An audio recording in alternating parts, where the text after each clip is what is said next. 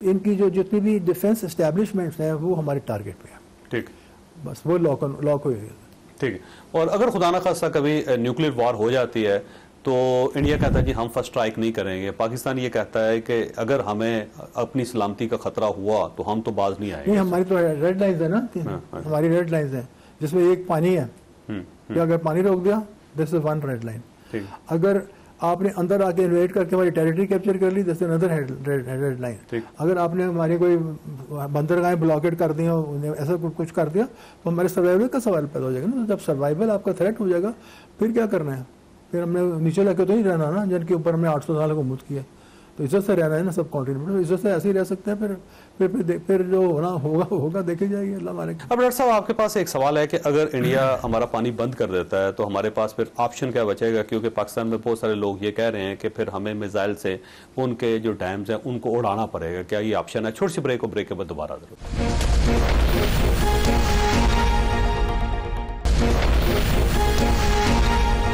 Programme में दोबारा खुशामदीद। Doctor साहब अब ऑप्शन वही है, सवाल भी वही है, पूरा पाकिस्तान ये सवाल पूछना चाहता है और पूरे इंटरनेशनल ऑब्जर्वर्स का भी यही सवाल है कि अगर इंडिया हमारा पानी बंद कर देता है, क्योंकि सरहद उसने बंद किया हुआ और सिंतास मुआहदा जो है उसको दोबारा इंटैक्ट नहीं करता, तो हमारे पास फिर ऑप्शन यही बचेगा कि हम उनके डैम्स उड़ा दें। तो क्या ये ऑप्शन है हमारे पास? डैम तो जब 3 बटन दबाने तो 3 डैम उड़ जाएंगे, हम हमारे लिए तो मसला नहीं है डैम उड़ाना। उनको भी पता है, हमें भी पता है। और जिस एक्यूरेसी से डैम उड़ेंगे वो आप भी हैरान, दुनिया भी देखेगी तो हैरान है। डैम तो उड़ा सकते हैं, लेकिन आपको पता है आप साइबर अटैक करके आप गेट भी खोल सकते हैं डैम्स के। अच्छा, वो भी सारे इलेक्ट्रॉनिक है ना, इलेक्ट्रिकली कंट्रोल्ड है। आप उनके जैसे अभी हुआ था, आप उनको जिस तरह आपने उनकी पूरी 70% पावर बंद कर दी है, आप उनके डैम के गेट्स खोल दें यहाँ से बैठे बैठे। तो हमारे पास ऑप्शन है ये। हाँ, ये बिल्कुल। और हमारी कैपेसिटी भी है, ये कैपेसिटी भी है। कैपेसिटी क्यों नहीं है? कैपेसिटी जब चाहेंगे गेट खोल देंगे उनके। अभी तो उन्होंने खोले रखे हुए थे ना, अगर बंद कर दो फिर देखते हैं। अच्छा ये वापस है ऑप्शन है। पहले बंद किए थे ना, फिर एक हफ्ते 3-4 दिन के बाद खोल दिए थे उन्होंने। तो ये बात है। तो हम गेट भी खोल सकते हैं। और हमारे जो पानी उनके और कहीं से आ रहा है मशरक़ी तरफ, वो भी पानी वो हमारे दोस्त भी बंद कर सकते हैं। चाइना बंद कर सकते हैं। तो कुछ फिर ऐसे का तैसा हो सकता है ना। तो वो तो बात है। तो अल्टीमेटली चाइना को हमारे साथ बैठना पड़ेगा। लेकिन कन्वेंशनल वेपन से आप डैम तोड़ सकते हैं, हमें न्यूक्लियर वॉर की जरूरत भी नहीं है। अगर वो तो ऐसे शाइन 3 शाइन 2 मारेंगे तो भड़का देंगे डैम।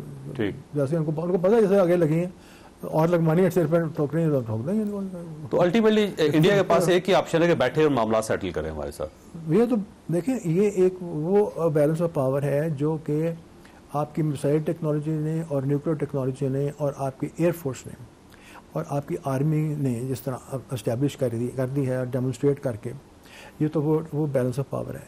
ये बैलेंस ऑफ पावर इंडिया की बैलेंस ऑफ पावर के लेवल से बहुत ज़्यादा सुपीरियर है, टेक्नोलॉजी वाइज सुपीरियर है। लेकिन ये है कि ये जो लोग झूठ पर बिल्ड करते हैं पूरी अपनी डिफेंस का पूरी फेस, वो वक्त पे काश टाइम पे दे विल फेल। ठीक। सर, इंडिया का न्यूक्लियर बम और पाकिस्तान का न्यूक्लियर बम फर्क क्या है? देखें, let me see tell you, आपने बम से करना क्या होता है? फर्ज करिए एक बहुत बड़ी फैक्ट्री है 500 एकड़ में जहाँ पे मिसाइलें बनाते हैं, वो आपका टारगेट हो सकता है। आपको कोई फ्यूल डेपो टारगेट हो सकता है, पेट्रोल स्टोर किया हुआ है। आपका कोई एम्यूनिशन फैक्ट्री, आपने दिल्ली के जाके बीच में शहर में लोगों को तो नहीं मारना है ना। ये हरकत तो कमीने लोग करते हैं, इनसे तो वैसा हमें बड़ी नहीं है। लेकिन ये अब आपके जो भी टारगेट्स मैं जिसमें बता रहा हूँ, इनके लिए एक 5 किलो टन का या 10 किलो टन का न्यूक्लियर वेपन बहुत है। ठीक है, 1 इज इनफ। ठीक। हिरोशिमा में जो हुआ था ना, वो 10-12 किलो टन का वो वेपन था, वो उससे भी छोटा, आधा उससे भी हो। तो एक फैक्ट्री को उड़ाना है ना, कौन सी छावनी को उड़ाना है उसके लिए। लेकिन माशाल्लाह हमें बहुत दफ़ा कहा गया कि आप हाइड्रोजन बॉम्ब बना लें। हाइड्रोजन बॉम्ब 50 मेगाटन का होगा या 20 मेगाटन। भाई एक बॉम्ब क्या होगा? एक टारगेट पे मारना है ना। अगर वो टारगेट क्या होगा, ये जो मैं बता रहा हूँ, तो उसके ऊपर इतना बड़ा बम मारने की क्या मकसद है? ये तो चूंटी के ऊपर हाथी पैर रख के मारना है, बेवकूफ़ी है ना। उसके लिए जितनी चाहिए उतना साइज का बम हमारे पास सारे हैं, उससे बड़े भी सब हैं। लेकिन जब सबसे बड़ी बात है कि आपके पास मल्टी इंडिपेंडेंटली व्हीकल MIRV जो है ना, वो ट्रैक वो मिसाइल्स हैं। ठीक। कि एक मिसाइल में सेवरल इंडिपेंडेंटली टारगेटिंग मिसाइल्स मौजूद हैं। ठीक है। और वो उसकी रेंज जो है वो इतनी है कि इंडियन सब कॉन्टिनेंट से ज़्यादा वो, ठीक है। तो if the missile is flying on a certain track, और वो ट्रैक रास्ते में it can go right and left, तो वो अपने मिसाइल्स रिलीज करता जाता है ऑन डिफरेंट टारगेट्स। ठीक। तो एक फ्लाइट में it can destroy multiple targets. ठीक। With nuclear warheads if you want. ठीक है। मुख्तलिफ डायरेक्शन में चलेंगे, वो अपने एक ही जगह वो से। इंडिपेंडेंट उस मिसाइल से निकलेंगे, उसके पेट में से निकलेंगे, और वो जाके एक उस छावनी को हिट करेगा, एक वहाँ उसको करेगा, एक उधर को। तो दिस इज कॉल्ड MIRVs। ठीक। तो पाकिस्तान के पास MIRV भी टेस्ट हुए हैं और सक्सेसफुल और हमने खुद बनाए ये। हमने खुद बनाए। आप जेन्स डिफेंस वीकली उठा लें, वाशिंगटन पोस्ट का जो डिफेंस साइट है वो उठा लें सप्लीमेंट, उसमें जेन्स डिफेंस वीकली में पाकिस्तान का और इंडिया का पूरा कंपैरिजन दिया हुआ है कि न्यूक्लियर मटेरियल किसके पास ज़्यादा है, वेपन्स किसके पास ज़्यादा हैं, मिसाइल्स किसके पास ज़्यादा है, उनके परफॉर्मेंसेस क्या क्या हैं, उनकी रेंजेस एक्यूरेसीज क्या हैं, उनकी रिलायबिलिटीज़ क्या हैं, तो ये उनके फेलियर रेशियोज़ क्या हैं।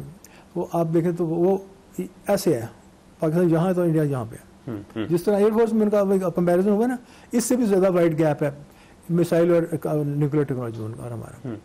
और सर ड्रोन्स में कहाँ पे हम स्टैंड करते हैं? ड्रोन्स में हमारे पास सारे ड्रोन्स हैं। जब ये हुआ था तो दिल्ली के ऊपर फ्लाई कर रहा था हमारा ड्रोन, पूरा पहुंचा था दिल्ली पूरा। हाँ, और कलकत्ता जा सकते हैं, एनीवेयर। आज से नहीं, तो 10 साल पहले से हमारी ये कैपेबिलिटी है। वहाँ जाके इट इज वॉचिंग देम कि ये कर रहे हैं, कौन सा जहाज कहाँ से उड़ रहा है, कौन सा ड्रोन कहाँ से फायर हो रहा है, कौन से आर्मी की डिवीजन किधर जब मूव कर रही है, क्या वो कैमरे लगे, डे एंड नाइट विजन कैमरे, और वो हर चीज़ ट्रांसमिट कर रहा है आपको। और वो it can stay in the area very high altitude, वो नजर नहीं आता, रेडार पे भी नजर नहीं आता। जो हमारे पास हमारे ड्रोन है, हमने बनाए हुए हैं। ठीक है, हमने बनाए हुए हैं। वो कहते हैं टर्की से लिए हमने। वो टर्की से जिसने जहाज आया, जंग में उसने जहाज आया ना। हमने तो 20 साल ने बनाया है, वो पूरी वैरायटी बनाई हुई है। टर्की की बड़ी मेहरबानी, उनकी बड़ी सपोर्ट है। उन्होंने जो बेस्ट पॉसिबल चीज़ थी उन्हें भी अपनी भेज दी। ठीक। तो टर्की के आज दुश्मन भी हो गए वो।